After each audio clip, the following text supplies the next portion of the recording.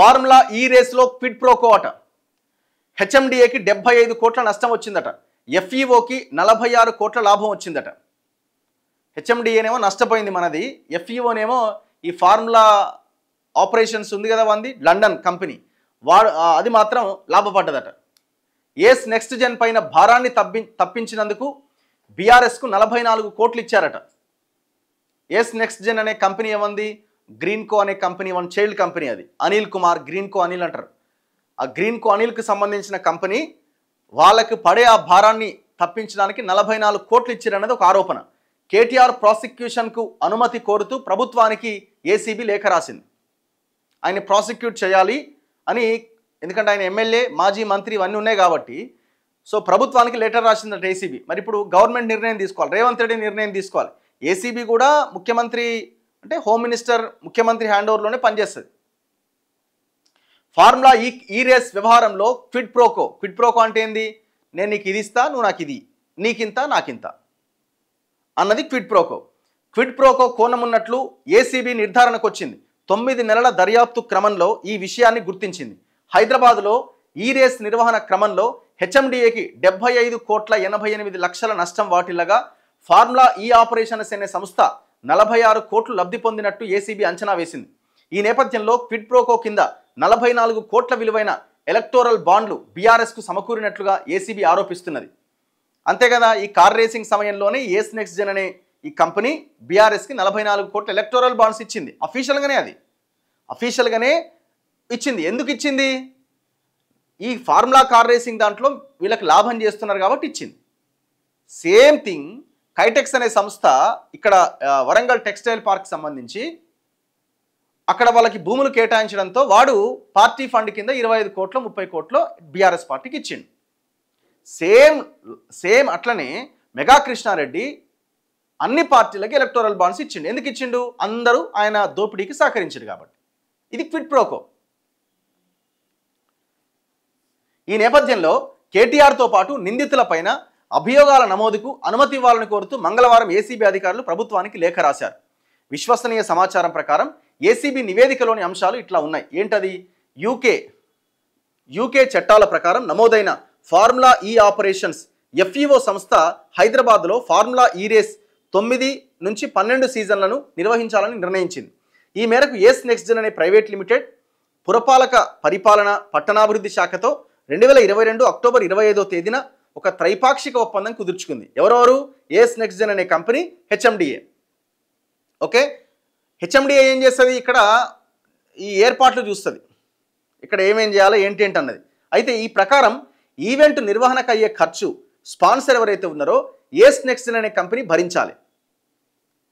Race నిర్వహణకు అనుగుణంగా ట్రాక్ను ఏర్పాటు చేయాలని నిర్ణయించారు.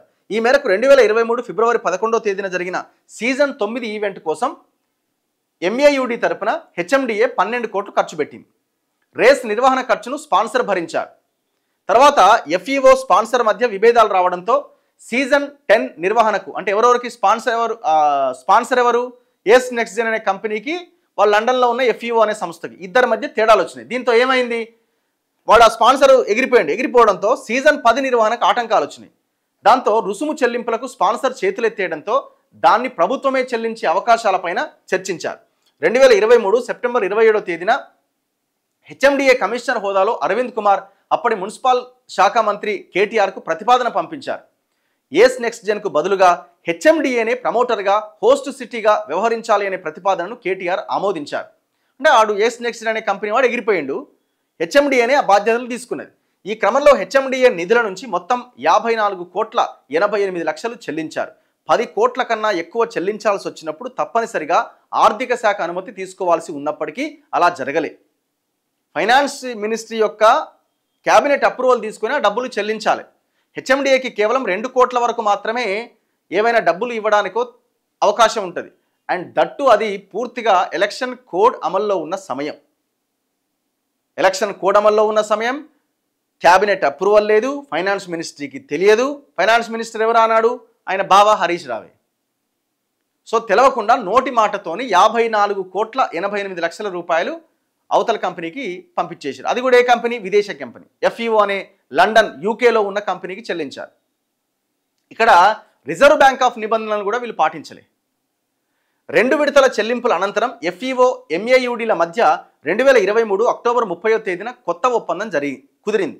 90 లక్షల పౌండ్లు అంటే 90 కోట్లను చెల్లించడమే కాకుండా ఈవెంట్ నిర్వహణకు అవసరమైన ట్రాక్ నిర్మాణంతో పాటు ఇతర లాజిస్టిక్స్ను సమకూర్చాల్సిన భారాన్ని ప్రభుత్వమే భరించాలని ఒప్పందంలో పేర్కొన్నారు. 2023 అక్టోబర్ 9 నుంచి డిసెంబర్ 4వ తేదీ వరకు ఎన్నికల నియమావళి అమల్లో ఉన్నా ఎన్నికల కమిషన్ అనుమతులు తీసుకోకుండానే ఈ చెల్లింపులు చేశారు. ఇంతకుముందు చెప్పిన కదా, ఏస్ నెక్స్ట్ జెన్కు 600 కోట్ల భారాన్ని తప్పించడానికి ఈ ప్రయత్నం జరిగిందట. ఏసీబీ లేఖలోని సమాచారం ప్రకారం తొలి సీజన్ నిర్వహణ క్రమంలో ఏస్ నెక్స్ట్ జెన్కు 165 కోట్ల మేర నష్టం వాటిల్లడంతో ముందుకు వెళ్లలేమని ఆ సంస్థ చేతులెత్తేసింది. తొలి ఒప్పందం ప్రకారం మిగిలిన 3 సీజన్ల నిర్వహణ క్రమంలో ఆ సంస్థ సుమారుగా 600 కోట్లు చెల్లించాల్సిన అవసరం ఏర్పడింది. అంటే ఫస్ట్ సీజన్ 165 ఫస్ట్ సీజన్తో కంపేర్ చేస్తే ఫస్ట్, సెకండ్, థర్డ్, ఫోర్త్ ఇట్లా 4 సీజన్లు కలిపి 600 కోట్లు ఆ ఎఫ్ఈఓకి ఇవ్వాలి ఆడ స్పాన్సర్గా ఉన్నందుకు. వీడికి ఫస్ట్కే నష్టం వచ్చింది అన్నాడు. సో మరి ఏం చేయాలి, నష్టం వచ్చింది వెళ్ళిపోతా అన్నాడు. అప్పుడు వాడిని అవతలకి పంపించి హెచ్ఎండిఏనే ఆ స్పాన్సర్ ప్లేస్లో ఉన్నది. సో దానికి గాను బీఆర్ఎస్ పార్టీకి వీడు ఎలక్టోరల్ బాండ్స్ రూపంలో డబ్బులు ఇచ్చిండు.